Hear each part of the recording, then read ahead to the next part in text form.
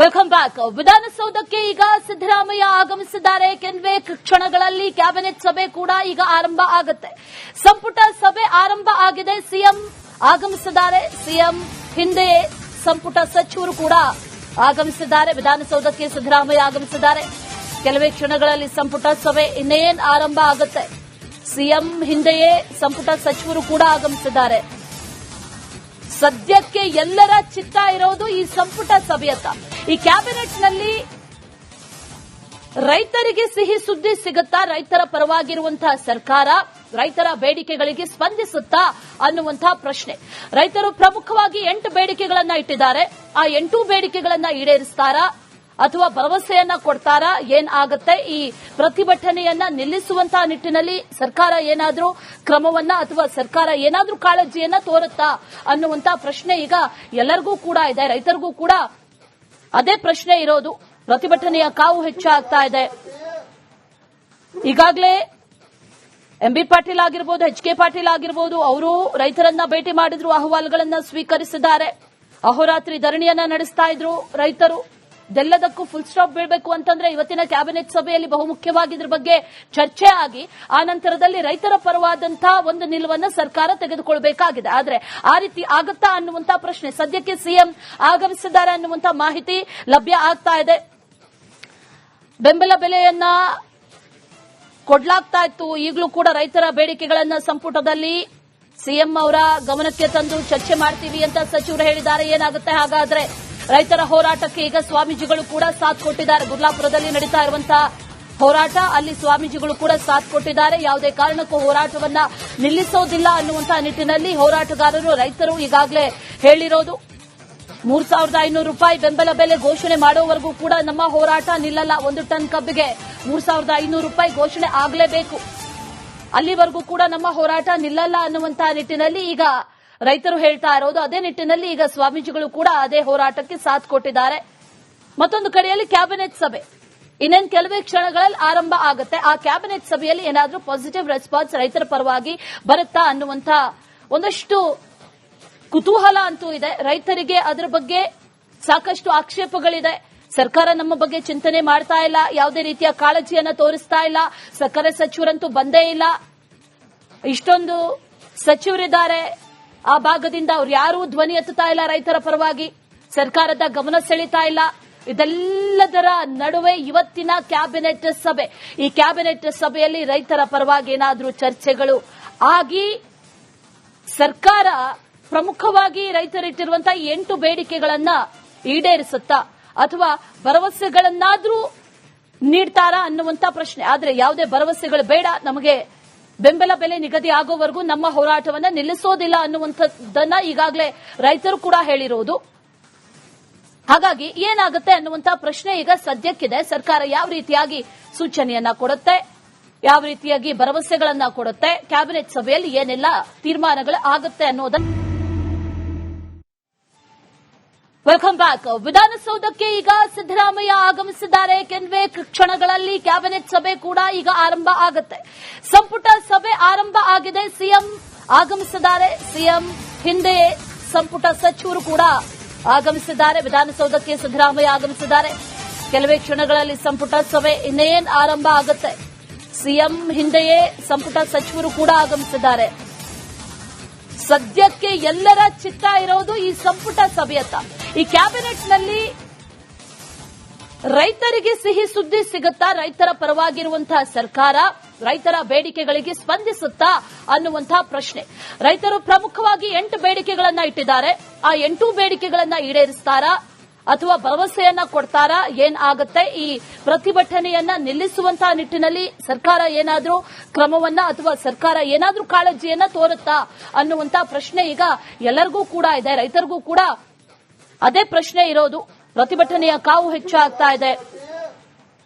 ಈಗಾಗಲೇ ಎಂಬಿ ಪಾಟೀಲ್ ಆಗಿರ್ಬೋದು, ಎಚ್.ಕೆ. ಪಾಟೀಲ್ ಆಗಿರ್ಬೋದು, ಅವರು ರೈತರನ್ನ ಭೇಟಿ ಮಾಡಿದ್ರು, ಅಹವಾಲುಗಳನ್ನ ಸ್ವೀಕರಿಸಿದ್ದಾರೆ. ಅಹೋರಾತ್ರಿ ಧರಣಿಯನ್ನ ನಡೆಸ್ತಾ ಇದ್ರು ರೈತರು. ಇದೆಲ್ಲದಕ್ಕೂ ಫುಲ್ ಸ್ಟಾಪ್ ಬೀಳಬೇಕು ಅಂತಂದ್ರೆ ಇವತ್ತಿನ ಕ್ಯಾಬಿನೆಟ್ ಸಭೆಯಲ್ಲಿ ಬಹುಮುಖ್ಯವಾಗಿ ಇದ್ರ ಬಗ್ಗೆ ಚರ್ಚೆ ಆಗಿ ಆ ನಂತರದಲ್ಲಿ ರೈತರ ಪರವಾದಂತಹ ಒಂದು ನಿಲುವನ್ನ ಸರ್ಕಾರ ತೆಗೆದುಕೊಳ್ಳಬೇಕಾಗಿದೆ. ಆದ್ರೆ ಆ ರೀತಿ ಆಗುತ್ತಾ ಅನ್ನುವಂತ ಪ್ರಶ್ನೆ. ಸದ್ಯಕ್ಕೆ ಸಿಎಂ ಆಗಮಿಸಿದ್ದಾರೆ ಅನ್ನುವಂತ ಮಾಹಿತಿ ಲಭ್ಯ ಆಗ್ತಾ ಇದೆ. ಬೆಂಬಲ ಬೆಲೆಯನ್ನ ಕೊಡ್ಲಾಗ್ತಾ ಇತ್ತು. ಈಗಲೂ ಕೂಡ ರೈತರ ಬೇಡಿಕೆಗಳನ್ನ ಸಂಪುಟದಲ್ಲಿ ಸಿಎಂ ಅವರ ಗಮನಕ್ಕೆ ತಂದು ಚರ್ಚೆ ಮಾಡ್ತೀವಿ ಅಂತ ಸಚಿವರು ಹೇಳಿದ್ದಾರೆ. ಏನಾಗುತ್ತೆ ಹಾಗಾದ್ರೆ? ರೈತರ ಹೋರಾಟಕ್ಕೆ ಈಗ ಸ್ವಾಮೀಜಿಗಳು ಕೂಡ ಸಾಥ್ ಕೊಟ್ಟಿದ್ದಾರೆ. ಗುರ್ಲಾಪುರದಲ್ಲಿ ನಡೀತಾ ಇರುವಂತಹ ಹೋರಾಟ, ಅಲ್ಲಿ ಸ್ವಾಮೀಜಿಗಳು ಕೂಡ ಸಾಥ್ ಕೊಟ್ಟಿದ್ದಾರೆ. ಯಾವುದೇ ಕಾರಣಕ್ಕೂ ಹೋರಾಟವನ್ನ ನಿಲ್ಲಿಸೋದಿಲ್ಲ ಅನ್ನುವಂತಹ ನಿಟ್ಟಿನಲ್ಲಿ ಹೋರಾಟಗಾರರು, ರೈತರು ಈಗಾಗಲೇ ಹೇಳಿರೋದು. 3,500 ರೂಪಾಯಿ ಬೆಂಬಲ ಬೆಲೆ ಘೋಷಣೆ ಮಾಡುವವರೆಗೂ ಕೂಡ ನಮ್ಮ ಹೋರಾಟ ನಿಲ್ಲಲ್ಲ. 1 ಟನ್ ಕಬ್ಬಿಗೆ 3,500 ರೂಪಾಯಿ ಘೋಷಣೆ ಆಗಲೇಬೇಕು, ಅಲ್ಲಿವರೆಗೂ ಕೂಡ ನಮ್ಮ ಹೋರಾಟ ನಿಲ್ಲಲ್ಲ ಅನ್ನುವಂತಹ ನಿಟ್ಟಿನಲ್ಲಿ ಈಗ ರೈತರು ಹೇಳ್ತಾ ಇರೋದು. ಅದೇ ನಿಟ್ಟಿನಲ್ಲಿ ಈಗ ಸ್ವಾಮೀಜಿಗಳು ಕೂಡ ಅದೇ ಹೋರಾಟಕ್ಕೆ ಸಾಥ್ ಕೊಟ್ಟಿದ್ದಾರೆ. ಮತ್ತೊಂದು ಕಡೆಯಲ್ಲಿ ಕ್ಯಾಬಿನೆಟ್ ಸಭೆ ಇನ್ನೇನು ಕೆಲವೇ ಕ್ಷಣಗಳಲ್ಲಿ ಆರಂಭ ಆಗುತ್ತೆ. ಆ ಕ್ಯಾಬಿನೆಟ್ ಸಭೆಯಲ್ಲಿ ಏನಾದರೂ ಪಾಸಿಟಿವ್ ರೆಸ್ಪಾನ್ಸ್ ರೈತರ ಪರವಾಗಿ ಬರುತ್ತಾ ಅನ್ನುವಂತ ಒಂದಷ್ಟು ಕುತೂಹಲ ಅಂತೂ ಇದೆ. ರೈತರಿಗೆ ಅದರ ಬಗ್ಗೆ ಸಾಕಷ್ಟು ಆಕ್ಷೇಪಗಳಿದೆ. ಸರ್ಕಾರ ನಮ್ಮ ಬಗ್ಗೆ ಚಿಂತನೆ ಮಾಡ್ತಾ ಇಲ್ಲ, ಯಾವುದೇ ರೀತಿಯ ಕಾಳಜಿಯನ್ನ ತೋರಿಸ್ತಾ ಇಲ್ಲ, ಸಕ್ಕರೆ ಸಚಿವರಂತೂ ಬಂದೇ ಇಲ್ಲ, ಇಷ್ಟೊಂದು ಸಚಿವರಿದ್ದಾರೆ ಆ ಭಾಗದಿಂದ, ಅವ್ರು ಯಾರೂ ಧ್ವನಿ ಎತ್ತುತ್ತಾ ಇಲ್ಲ ರೈತರ ಪರವಾಗಿ, ಸರ್ಕಾರದ ಗಮನ ಸೆಳೀತಾ ಇಲ್ಲ. ಇದೆಲ್ಲದರ ನಡುವೆ ಇವತ್ತಿನ ಕ್ಯಾಬಿನೆಟ್ ಸಭೆ, ಈ ಕ್ಯಾಬಿನೆಟ್ ಸಭೆಯಲ್ಲಿ ರೈತರ ಪರವಾಗಿ ಏನಾದರೂ ಚರ್ಚೆಗಳು ಆಗಿ ಸರ್ಕಾರ ಪ್ರಮುಖವಾಗಿ ರೈತರಿಟ್ಟಿರುವಂತಹ 8 ಬೇಡಿಕೆಗಳನ್ನ ಈಡೇರಿಸುತ್ತಾ ಅಥವಾ ಭರವಸೆಗಳನ್ನಾದ್ರೂ ನೀಡ್ತಾರಾ ಅನ್ನುವಂತ ಪ್ರಶ್ನೆ. ಆದರೆ ಯಾವುದೇ ಭರವಸೆಗಳು ಬೇಡ, ನಮಗೆ ಬೆಂಬಲ ಬೆಲೆ ನಿಗದಿ ಆಗೋವರೆಗೂ ನಮ್ಮ ಹೋರಾಟವನ್ನ ನಿಲ್ಲಿಸೋದಿಲ್ಲ ಅನ್ನುವಂಥದ್ದನ್ನ ಈಗಾಗಲೇ ರೈತರು ಕೂಡ ಹೇಳಿರೋದು. ಹಾಗಾಗಿ ಏನಾಗುತ್ತೆ ಅನ್ನುವಂತ ಪ್ರಶ್ನೆ ಈಗ ಸದ್ಯಕ್ಕಿದೆ. ಸರ್ಕಾರ ಯಾವ ರೀತಿಯಾಗಿ ಸೂಚನೆಯನ್ನ ಕೊಡುತ್ತೆ, ಯಾವ ರೀತಿಯಾಗಿ ಭರವಸೆಗಳನ್ನ ಕೊಡುತ್ತೆ, ಕ್ಯಾಬಿನೆಟ್ ಸಭೆಯಲ್ಲಿ ಏನೆಲ್ಲ ತೀರ್ಮಾನಗಳು ಆಗುತ್ತೆ ಅನ್ನೋದನ್ನ. Welcome back. ವಿಧಾನಸೌಧಕ್ಕೆ ಈಗ ಸಿದ್ದರಾಮಯ್ಯ ಆಗಮಿಸಿದ್ದಾರೆ. ಕೆಲವೇ ಕ್ಷಣಗಳಲ್ಲಿ ಕ್ಯಾಬಿನೆಟ್ ಸಭೆ ಕೂಡ ಈಗ ಆರಂಭ ಆಗುತ್ತೆ. ಸಂಪುಟ ಸಭೆ ಆರಂಭ ಆಗಿದೆ. ಸಿಎಂ ಆಗಮಿಸಿದ್ದಾರೆ. ಸಿಎಂ ಹಿಂದೆ ಸಂಪುಟ ಸಚಿವರು ಕೂಡ ಆಗಮಿಸಿದ್ದಾರೆ. ವಿಧಾನಸೌಧಕ್ಕೆ ಸಿದ್ದರಾಮಯ್ಯ ಆಗಮಿಸಿದ್ದಾರೆ. ಕೆಲವೇ ಕ್ಷಣಗಳಲ್ಲಿ ಸಂಪುಟ ಸಭೆ ಇನ್ನೇನ್ ಆರಂಭ ಆಗುತ್ತೆ. ಸಿಎಂ ಹಿಂದೆಯೇ ಸಂಪುಟ ಸಚಿವರು ಕೂಡ ಆಗಮಿಸಿದ್ದಾರೆ. ಸದ್ಯಕ್ಕೆ ಎಲ್ಲರ ಚಿತ್ತ ಇರೋದು ಈ ಸಂಪುಟ ಸಭೆಯತ್ತ. ಈ ಕ್ಯಾಬಿನೆಟ್ನಲ್ಲಿ ರೈತರಿಗೆ ಸಿಹಿ ಸುದ್ದಿ ಸಿಗುತ್ತಾ? ರೈತರ ಪರವಾಗಿರುವಂತಹ ಸರ್ಕಾರ ರೈತರ ಬೇಡಿಕೆಗಳಿಗೆ ಸ್ಪಂದಿಸುತ್ತಾ ಅನ್ನುವಂತಹ ಪ್ರಶ್ನೆ. ರೈತರು ಪ್ರಮುಖವಾಗಿ 8 ಬೇಡಿಕೆಗಳನ್ನ ಇಟ್ಟಿದ್ದಾರೆ. ಆ 8 ಬೇಡಿಕೆಗಳನ್ನ ಈಡೇರಿಸ್ತಾರಾ ಅಥವಾ ಭರವಸೆಯನ್ನ ಕೊಡ್ತಾರಾ? ಏನಾಗುತ್ತೆ? ಈ ಪ್ರತಿಭಟನೆಯನ್ನ ನಿಲ್ಲಿಸುವಂತಹ ನಿಟ್ಟಿನಲ್ಲಿ ಸರ್ಕಾರ ಏನಾದರೂ ಕ್ರಮವನ್ನ ಅಥವಾ ಸರ್ಕಾರ ಏನಾದರೂ ಕಾಳಜಿಯನ್ನ ತೋರುತ್ತಾ ಅನ್ನುವಂತ ಪ್ರಶ್ನೆ ಈಗ ಎಲ್ಲರಿಗೂ ಕೂಡ ಇದೆ. ರೈತರಿಗೂ ಕೂಡ ಅದೇ ಪ್ರಶ್ನೆ ಇರೋದು. ಪ್ರತಿಭಟನೆಯ ಕಾವು ಹೆಚ್ಚಾಗ್ತಾ ಇದೆ.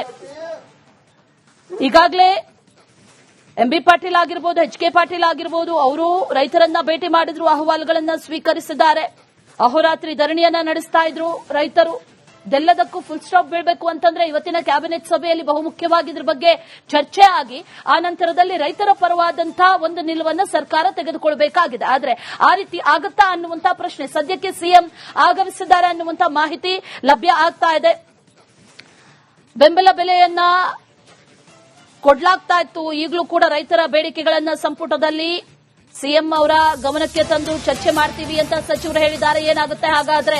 ರೈತರ ಹೋರಾಟಕ್ಕೆ ಈಗ ಸ್ವಾಮೀಜಿಗಳು ಕೂಡ ಸಾಥ್ ಕೊಟ್ಟಿದ್ದಾರೆ. ಗುರ್ಲಾಪುರದಲ್ಲಿ ನಡೀತಾ ಇರುವಂತಹ ಹೋರಾಟ, ಅಲ್ಲಿ ಸ್ವಾಮೀಜಿಗಳು ಕೂಡ ಸಾಥ್ ಕೊಟ್ಟಿದ್ದಾರೆ. ಯಾವುದೇ ಕಾರಣಕ್ಕೂ ಹೋರಾಟವನ್ನ ನಿಲ್ಲಿಸೋದಿಲ್ಲ ಅನ್ನುವಂತಹ ನಿಟ್ಟಿನಲ್ಲಿ ಹೋರಾಟಗಾರರು, ರೈತರು ಈಗಾಗಲೇ ಹೇಳಿರೋದು.